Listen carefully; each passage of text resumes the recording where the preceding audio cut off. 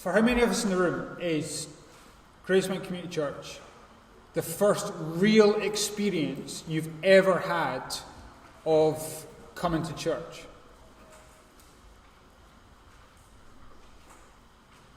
Okay.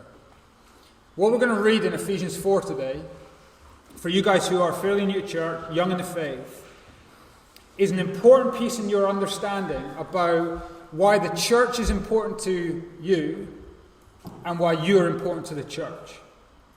It's going to be an important building block as you come to understand what the church is. Now, presumably, those of us who didn't put our hands up, a bit longer in the tooth, been around the block a little bit, and church is something that we've become fairly used to. But if that's you, this is probably not something new, but maybe what we're reading in Ephesians 4 today is not something that we're building, but maybe something that feels like is broken and needs mended.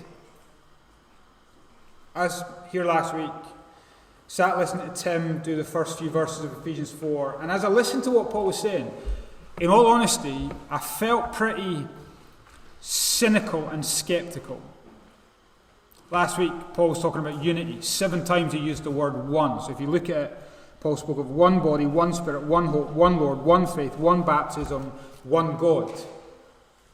But the longer I've been a Christian, the longer I've been in ministry, the more pastors and Christians I've spoken to, the less unity seems to be a real thing in churches. For a lot of Christians, their experience of church has been that there are places of immaturity and disunity. Maybe false teaching from a pulpit like this, cunningness and craftiness in the people, and deceitful scheming in the background. Ever experienced something of that? You would think that because Jesus is the storm calmer, his church should be a place of calm. But tragically for loads of folk, churches have been places where people have been tossed back and forward and blown all over the place like wind and waves. If you look at verse 14, that's the picture that the Apostle Paul is using of an immature and a divided church. It's sad that people have come to church expecting it to be a place of maturity and unity, and where they find a place that is one in church, but instead they find a place of immaturity and disunity and conclude, I am done with the church. And I know loads of folks who have just jacked it in and left, and for many people, trust me, that is tempting. But that's why we need these verses in Ephesians 4. Here's what we're going to see. Paul's answer to immaturity and disunity in the church is the church. Let me say that again. Paul's answer to immaturity and disunity in the church is the church. I say that to say the needed solution for immaturity is not leaving, but what? Growth. The answer to immaturity is not just going, but growing. And the answer to deceitfulness in the church should be what? Truth. The solution shouldn't just be going, but should be getting the truth in. Now, there is a time to leave a church. There is a time when immaturity and deceit in a church should mean you leave. However, when churches so often descend into chaos and casualties like a storm, we need the truth to bring growth. We need the church to be the church. And one of the things as I've looked at this week that shocked me, it's actually pretty unbelievable, is that Paul uses the word we in verse 14. Have a look at verse 14. This is the storm he's talking about that sometimes happen in churches. And he says, then we will no longer be infants. And you look at it and you go, how can the Apostle Paul include himself as an infant? Surely the Apostle Paul wasn't immature. And it's so easy when you go through a storm in a church to just remove yourself from it and to start and talk about you and them. You remove the we and you just start talking about me. But the Apostle Paul's example is, when you're talking of church, you cannot talk of me and them. It is we. We all need the church to be the church that grows all of us through the truth to a place of maturity. So, whether you're here and this is your first experience of church and we're building something new, or whether you're coming here today and you're feeling some of the brokenness of being hurt by a storm and we're repairing some of that brokenness, what we need to hear this morning is Jesus calling us to be people who don't add to immaturity and disunity and make this church a storm, but actually we build something that will be a place of unity and maturity. So what I want to do today is, from Ephesians 4, ask us 4 questions. I didn't just want to maybe points. I want to engage us and say, let's ask 4 questions of us, because the answers to these questions will determine where GCC is in 1 year, 5 years, 10 years, 1,000 years. How we engage today will impact where this church is in our tomorrows. So let me ask you 4 questions. Question number 1, from verses 7 to 10. Will we give the grace that Christ has given us? Will we give the grace that Christ has given us? Look at verse 7 again. But to each one of us, grace has been given as Christ apportioned it. That's why it says, when he ascended on high, he took many captives and gave gifts to his people. What does he ascended mean, except that he also descended to the lower earthly regions? He who descended is the very one who ascended higher than all the heavens in order to fill the whole universe. Now, those verses are a little bit naughty. But there's one thing that's very clear. Look at verse 7. Jesus has given grace to each one of us. Or look at verse 8. Jesus has given gifts to his people. What is a church? We're a people who have been given grace by God. If you don't know what grace is kindness to people who don't deserve it. Paul showed us that in Ephesians so far. When we deserved death, he gave us life. When we deserved curse, he gave us blessing. Grace is that when I deserved to die in my sins, Jesus gave himself to die for my sins. If you're not a Christian here today, the most important word you could understand is the word grace. But these verses aren't just talking about grace being given to us when Jesus came down and died on a cross. This is about grace that is given to us when Jesus ascended and sat on his heavenly throne. Now, Paul nicks some lyrics from Psalm 68 that we started with this afternoon, and he's comparing the story of God's victory then to the victory that Jesus won when he rose and ascended from the dead. Paul's saying he doesn't just give grace when he came down and died.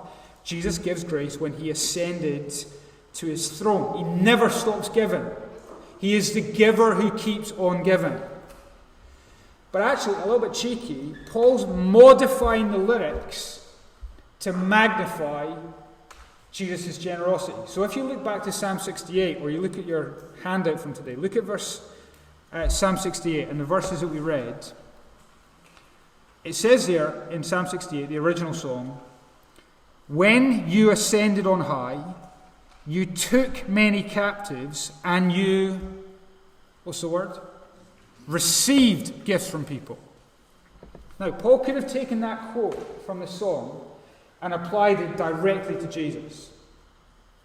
So, Jesus descended and died for our sins. He then rose from the dead. He then ascended to the right hand of heaven. And in that movement, he receives gifts from people. Disciples bow down and worship him. God gives to him the name that is above every name. He gives him the throne of heaven. He gives him the crown of heaven. People worship and adore him. He receives gifts from people. That would be true. But it's not what Paul says in Ephesians chapter 4. Read it again in Ephesians 4. When he ascended on high, he took many captives and he What's the word used now? Gave. You see, Paul's edited it. From received gifts to gives gifts. What's he stressing? What's the point in the change? He is saying that whatever Jesus gets, he gives. Whatever he receives, rebounds. Whatever he is given to himself, he instinctively, naturally gives it to others. When he descended, he gave. When he ascends, he kept on giving. Now, why is Paul making this point? He's teaching us that the bedrock of any healthy church is that the people who are in Christ would start to follow the example of Christ. That's actually going to be the massive theme of the second half of Ephesians. Flick forward in your Bibles to Ephesians chapter 5 and look at verse 1. This is kind of a summary of the whole of the second half of Ephesians. Ephesians 5 verse 1.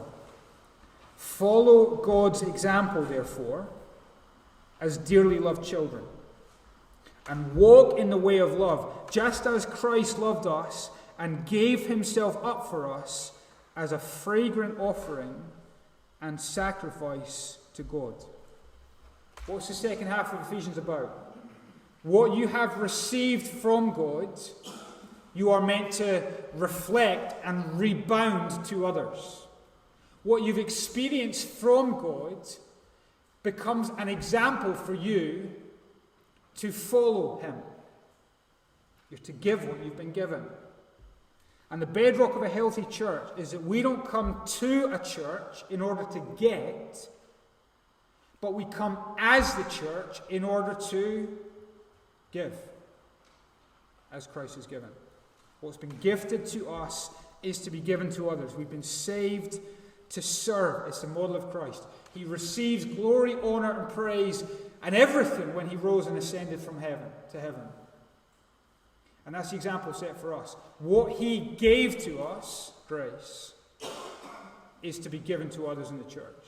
So that's the question. It's both the first one today and the foundational one for everything. Will we be willing to descend into humiliation like Jesus for the sake of others? Or will we just look after ourselves? Will we use any privilege, positions, promotions, or prosperity as opportunities to give to others like Jesus, or will we use them to build our own little platforms for our own little agendas?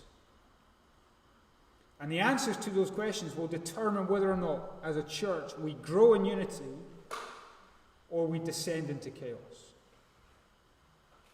Will you give the grace that's been given? Will we give the grace that's been given to us? Question number one. Number two, verses 11 and 12. Will we equip ourselves through the words he's speaking to us? Will we equip ourselves through the words he's speaking to us? Look at verse 11. So Christ himself gave the apostles, the prophets, the evangelists, the pastors and teachers to equip his people for works of service so that the body of Christ may be built up. Now notice again the same words used. He gave grace. Now in verse 11 he gives more. What's he given? Apostles, prophets, evangelists, pastors, teachers. Have a think for a second. What do those 5 people groups have in common? What do they all do? They all preach. They all speak the words of Jesus to the church of Jesus. Now that means a healthy church needs a healthy relationship to Jesus' words. Because it's through the words of Jesus that a church will be equipped. Think again of the chaos of a storm in a church that's been caused by immaturity, false teaching, cunningness, craftiness, and deceitfulness. What will the words of Jesus be? In that storm, the words of Jesus will be like the sails and the rudder and the anchor that will keep a boat afloat and will then guide it safely to calm. And so what has Jesus done? He's given us apostles and prophets in the Bible to equip us. And he's put evangelists in the world to reach us. And he's put pastors and teachers in the church to shepherd us. Again, the answer to the church's problems is the church, where Jesus speaks to his people in order to equip his people. Now, we chatted at the start about people who have been broken in churches. See that little word equip? He's given these groups of people to equip his people for works of service. The word equip there is exactly the same word that's used when Jesus encounters James and John for the first time. If you know the story, you'll know it's on the beach by a lake, and they're sat in a boat with their dad Zebedee, and they are, the word used there is mending their nets. Same word. They were equipping their nets, mending their nets. Fits quite well with the storm picture of Ephesians 4. I know nothing about fishing, but if you go fishing, you have the potential to catch some fish. But you've also got the potential to mess up your nets. It's a risk you take. But here's James and John, after a night fishing, coming home with broken nets. What do they not do? They don't go, sack it, I'm never going fishing again. They mend their nets. Now apply that to church. You go to church, you could thrive and flourish. But you could get broken and hurt. And the temptation is to do what James and John could have done and gone, I'm never going fishing again. Going to church is a risk that you'll take. But actually the answer when you're broken by a church is not to give up on church. It should be to realize that being mended, repaired, and cared for happens as you are shepherded by the words of Jesus, by those that Jesus has given to his church. Now, maybe you're here today and you feel your brokenness. You're in the right place. The church is for broken people. The words of Jesus have a healing, restoring, transformative power. And the normal way that Jesus heals and restores and mends people is through his apostles and prophets in the world, as people are reached by evangelists and then shepherded by pastors and teachers. Now, you might find reading the Bible on your own really hard. You might find concentrating on a sermon like this brutally hard. You might find sitting in a Bible study or a one-to-one really intimidating. But let's get down to the simplicity of what's going on in any of those settings. This is the way that our humble, gentle, patient, loving Saviour speaks to you. This is the way that he gives grace to his people. This is the place where healing is found. It also puts a responsibility on us. The responsibility is we will be equipped for service in relation to how we listen to his words. That means, because it's not a me thing, but it's a we thing, how we all listen to the word of Jesus will impact the health of our whole church. Your relationship with Jesus' words impacts the whole health of GCC. So let me ask you a question. In your brokenness, how's your relationship to the words of Jesus? Or when you've come to church today, have you come, as it were, with a microscope that's focused on the brokenness of other people? Or have you come with a hearing aid that's desperate to hear the words of Christ for your own brokenness? Do you come to church vaguely hoping that it might be a little bit interesting or entertaining? Or have you come in today desperate to hear the words of Jesus to heal where you're hurting? And the difference between them and the answers to those questions will determine whether or not our church is a safe place or whether it's a storm, both for you and for others. Will you equip yourselves Will we equip ourselves by listening to the words of Christ? Question number 3, verse 12 to 13. Will we build up the church through works of service? Look at verse 12 again. So he's given these people to equip his people for works of service, so that the body of Christ may be built up until we all reach unity in the faith and in the knowledge of the Son of God and become mature, attaining to the whole measure of the fullness of Christ. And what's that telling us? The purpose of being equipped by Jesus is so that you can work in the service of Jesus. So you look at these people, pastors, teachers, evangelists, prophets and apostles, and it's tempting to go, well, they work for the church, I just come to church. That's not the way to think of it. When we come to church, it's not that some people work and some people watch.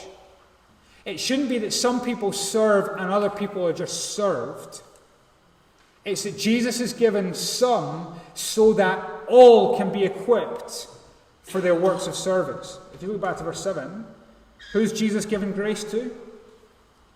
Each one. Everyone. So that, verse 12, there are works of service for everyone to do. To make the point, he uses an image that he uses elsewhere, and it's that of a body. The church is the body of Jesus. And as Jesus gives life and grace to each body part, it's so that each body part can play its part.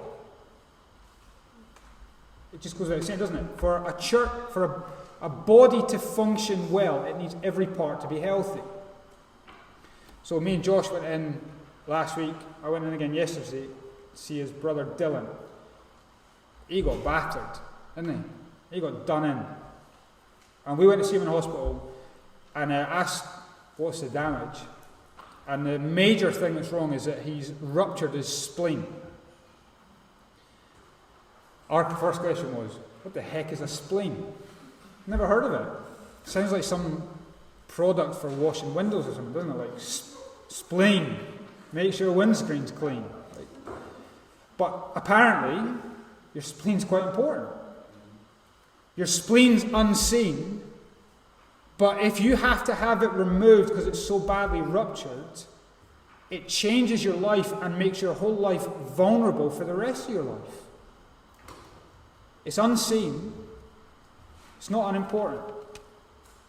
And that image is what Paul's saying here. A church is a body that needs every part to play its part. And even if you are unseen, you're not unimportant. Think of it like this. If each one of us doesn't give the grace that's been given to us, we will never be as united as we should be. Or if each of us doesn't use the gifts that Jesus has given us, we won't be as mature as we could be.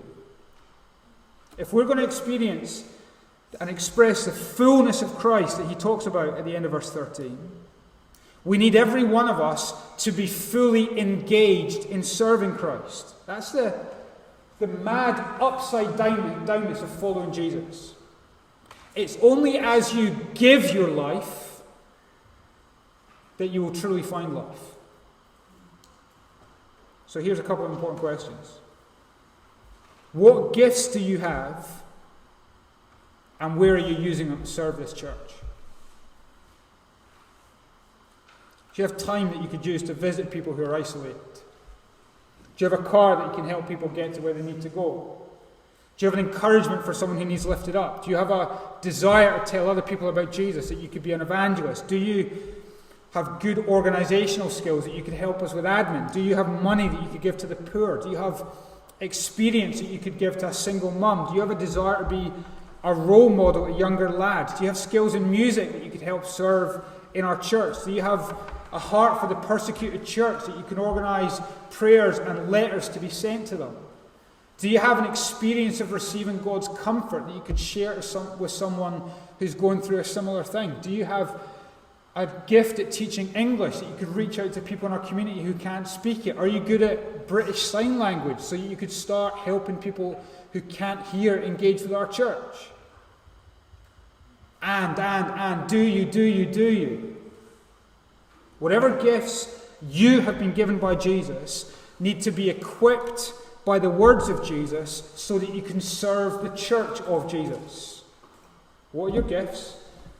And where are you serving? And the answers to those questions will either stimulate or stunt our growth towards the fullness of Jesus as a church. And if you can't answer those two questions today, what are your gifts and where are you serving? Come and speak to us.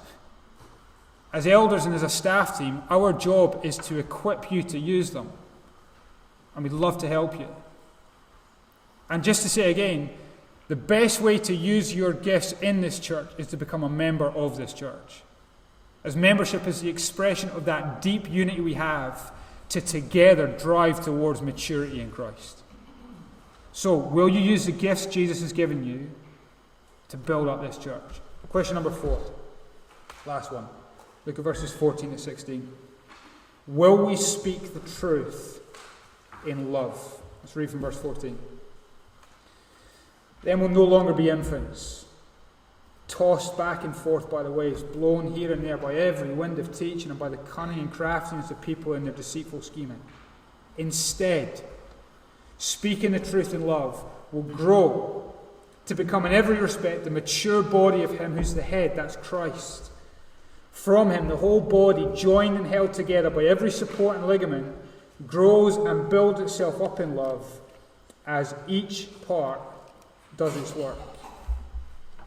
And notice again, what is it that causes the storm in a church?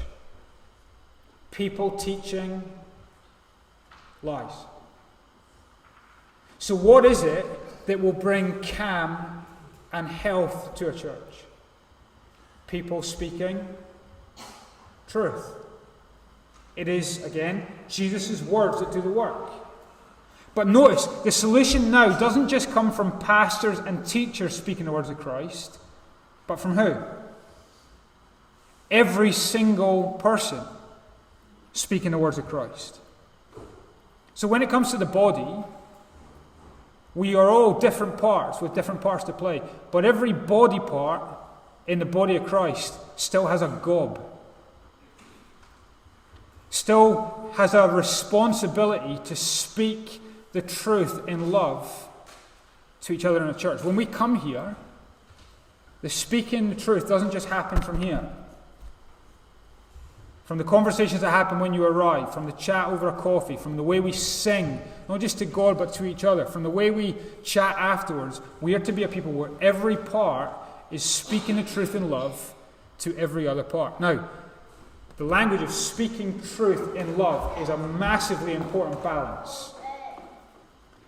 And it's not a particularly easy way or easy thing to balance, to speak the truth in love. I think all of us tend to one direction or the other. Some of us are very naturally more kind of iron fist. And we are naturally inclined to speak the truth, maybe with a kind of offensive edge to it. Anyone feel on that side of things? Maybe people who feel like the truth is too important to worry about showing love to one another. Sometimes in churches you get people who seem to think that their spiritual gift is being offensive. But balanced by speaking the truth in love is a reminder that if you speak the truth without love, you will have a church without growth. Some of us fall off the horse on the other side, but some of us are less iron fist and more velvet glove. And we get to a place where we think that, love is too important to bother people with the truth. And we can think that we're helping people by allowing them to believe or live a lie that is actually destroying them and the people around them. If you have love without truth, you will also have a church without growth. A healthy church is one where the truth about Jesus makes people love one another, and the love about Jesus makes them speak the truth to one another. And Paul goes back to the body image. Look at verses 15 and 16.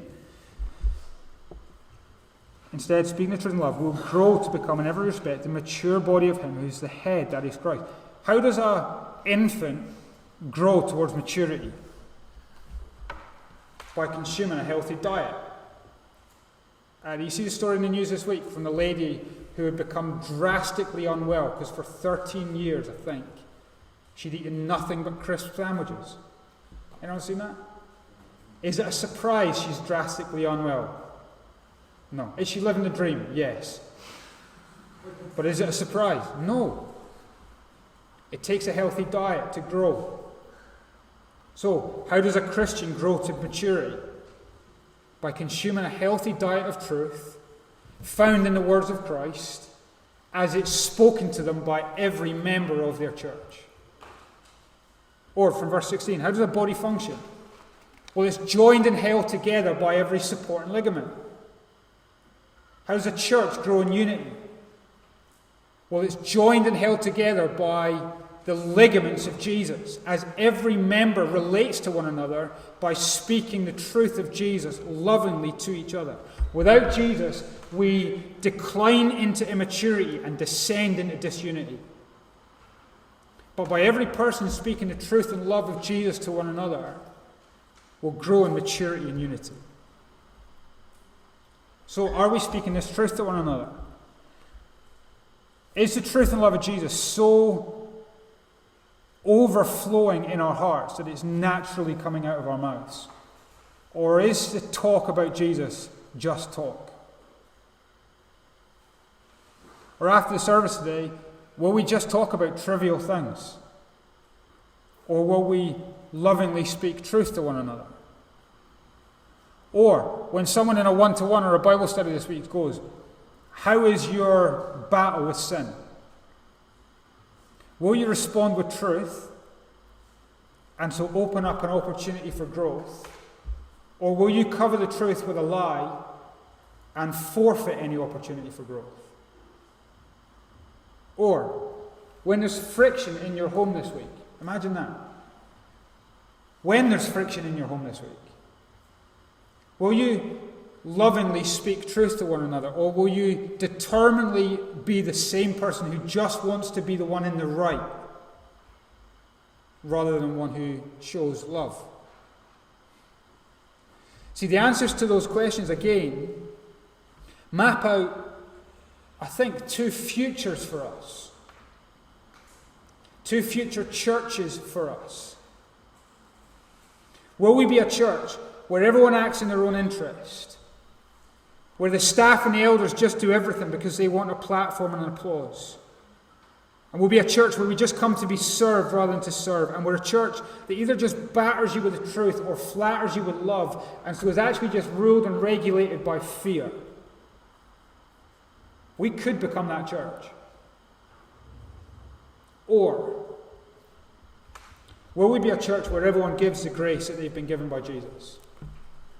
Will we be a church where the Bible's taught, the good news is shared, and people are restored to a place where they can serve? Will we be a church like a body where every member acts for the maturity and unity of the whole? Will we be a church where you cannot meet a member or attend a meeting without the truth and love of Jesus being spoken over your life? One of those churches will be a storm that will break us to pieces. The other church will be a place of pasture that will make us whole. But how we respond to the words of Jesus today will impact what we are tomorrow.